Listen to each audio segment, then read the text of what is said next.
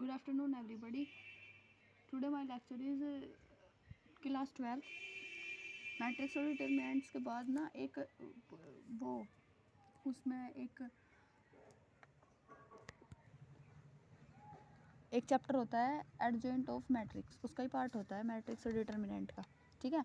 और ये ना PYQ क्वेश्चन है, PYQ question previous year question हैं। और मैं आपको अभी इतना ज़्यादा टाइम तो एग्ज़ाम में नहीं रहा कि मैं आपको सारे क्वेश्चन करवाऊँ, तो मोस्ट इंपॉर्टेंट जो PYQ क्वेश्चन हैं मैं वो आपके लिए लेकर आऊँगी। तो ये देखो उसका PYQ क्वेश्चन बहुत इंपॉर्टेंट क्वेश्चन है, उसको आ जाए। तो इसमें आपको क्या करना, show that the matrix A 1 2 2 2 1 2 2 2 1 satisfy the equation a square minus के 4a माइनस के 5i i is equal to 0 and hence find A inverse. आपको इनवर्स निकालना है इसमें। तो आई आपकी क्या होती है, आइडेंटिटी मैट्रिक्स, ठीक है। तो आप सोल्व करो a स्क्वायर माइनस के 4a माइनस 5 आइडेंटिटी इक्वल 0। अब आप ए स्क्वायर को लिख सकते हो a माइनस के 4a माइनस के 5i इक्वल टू 0, ठीक है जी। अब आपको क्या करना है, इसमें मल्टीप्लाई करो, मल्टीप्लाई ए इनवर्स। आप इसमें पूरी इक्वेशन में ना ए इनवर्स से मल्टीप्लाई कर दो। जब ए इनवर्स से मल्टीप्लाई करोगे तो ए इंटू ए इनवर्स माइनस के 4 ए इनवर्स माइनस के 5 आइडेंटिटी ए इनवर्स इक्वल 0। 0 में भी ए इनवर्स की करोगे तो 0 हो जाएगा। ए इनवर्स आपका होता है आइडेंटिटी, तो ए आइडेंटिटी माइनस के A identity minus 5 identity A inverse होता है इक्वल 0, ठीक है। अब आप इसमें से क्या करोगे, ये आपके पास आ गया a माइनस के 4 आई इक्वल टू ये माइनस का 5 ए इनवर्स है, इधर इसे आप इधर ले जाओ 5 ए इनवर्स, ठीक है। अब आपको क्या करना,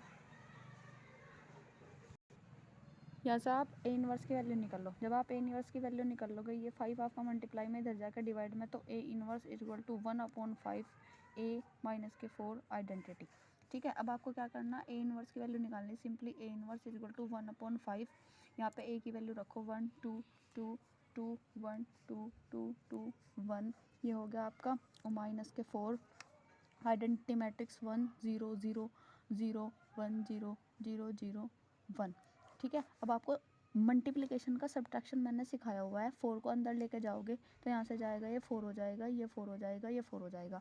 इसमें से इस वाली मैट्रिक्स में से इस वाली मैट्रिक्स को माइनस करना, 5 से डिवाइड करना, आपको सिंपली ए इनवर्स निकल कर आ जाएगा, ठीक है। अब देखो नेक्स्ट क्वेश्चन में आपको क्या करना, ए इज इक्वल टू 3 -1 -4 2 के पास 2 क्रॉस 2 के आपके पास एक स्क्वायर मैट्रिक्स है। इसमें आपको क्या करना, A B equal to 1 equal to identity matrix, ठीक है। अब इसमें आप क्या करोगे, A B equal to identity matrix, आप क्या करो मल्टीप्लाई करो, पहले से थोड़ा सा सॉल्व कर लो।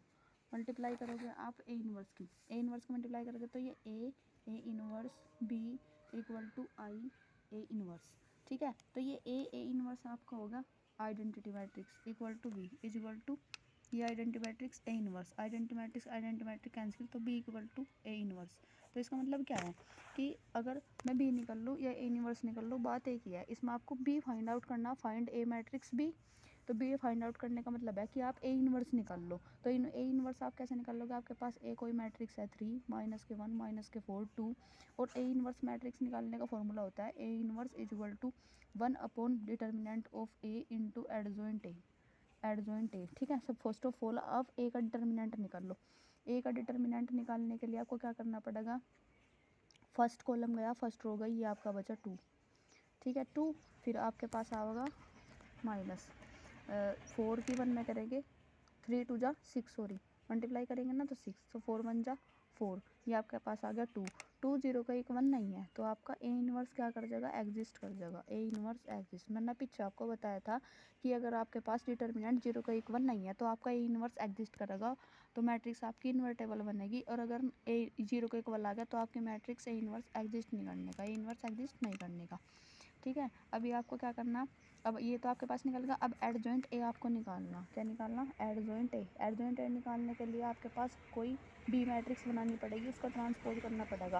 और बी मैट्रिक्स बना लो या ए मैट्रिक्स बनेगी, तो ए मैट्रिक्स है, तो मान लिया बी मैंने कोई ली, उसका कोई ट्रांसपोज किया, तो वो बी क्या होती है, बी होती है जो आपके पास ए मैट्रिक्स है ना उसका कोफिशेंट। जब आप ए मैट्रिक्स का कोफिशेंट करोगे, पहले आप ए मैट्रिक्स लिख लो, 3 -1 -4 2।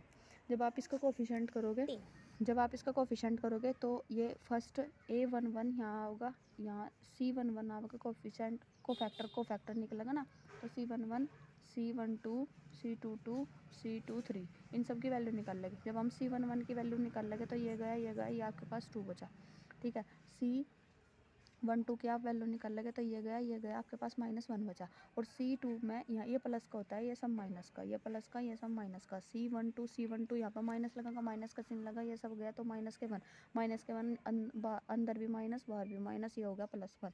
तो C13 नहीं C21 आप निकाल लोगे तो आपके पास ये गया और ये गया -4 आ गया, -4 आ गया। में भी आपका C21 में भी आपका माइनस बाहर लगता है तो -4 और माइनस बाहर और माइनस प्लस, ये +4 बाहर, तो C22 में आपका सेकंड कॉलम गया, सेकंड रो गई, ये आपका बचा 3, तो ये बन गया आपका 3। अब आपके पास एडजॉइंट ए आपके पास क्या आया 2 1 4 3 और इसका ट्रांसपोज। जब आप इसका ट्रांसपोज करोगे तब आपके पास एडजॉइंट ए की वैल्यू निकल कर आएगी, एडजॉइंट ए की वैल्यू 2 4 1 3। ट्रांसपोज का मतलब है उल्टा करना, रो कॉलम में चेंज करनी, कॉलम रो में चेंज करना। तो ये आपकी रो थी 2 1, ये कॉलम में चेंज होगी 2 1, ये रो थी 4 3, ये कॉलम में चेंज हो गई 4 3। एडजॉइंट ए निकलेगा। अब सिंपली दोनों वैल्यू उठा के आपको ए के डिटर्मिनेंट की और एडजॉइंट ए की वैल्यू ए इनवर्स में रखनी। जब आप ए इनवर्स में यहाँ से वैल्यू रखोगे, ए इनवर्स में वैल्यू रखोगे तो 1/2 और एडजॉइंट आपके निकले 2 1 4 3।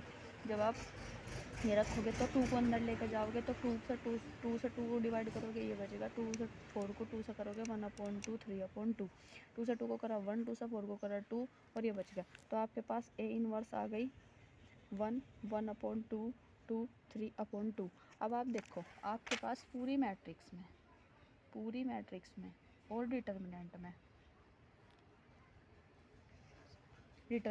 में